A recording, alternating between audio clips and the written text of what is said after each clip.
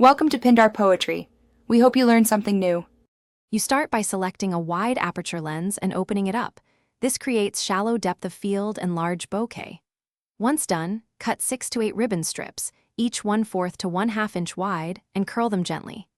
Make sure to mount the ribbon close to a bright point light, street lights, fairy lights, or a flash positioned behind your subject.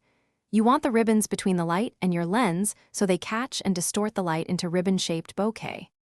Now you shape those ribbon loops to define the bokeh outline. Tight spirals give slashes, loose loops produce soft ovals, so experiment. Next, switch to manual focus and use live view at 1 magnification to nail the plane of focus on your subject. This ensures the ribbons render out of focus.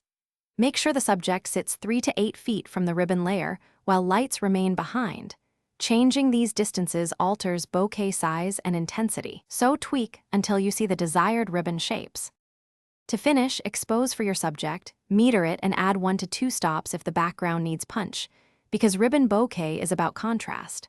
Once done, take test shots and adjust aperture, ribbon to lens distance, or light brightness to strengthen the shapes.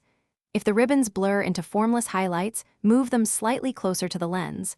Conversely, move them back for subtler streaks.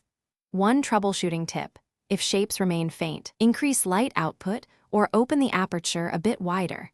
That usually fixes low contrast bokeh. Thanks for watching. Consider subscribing if we helped you.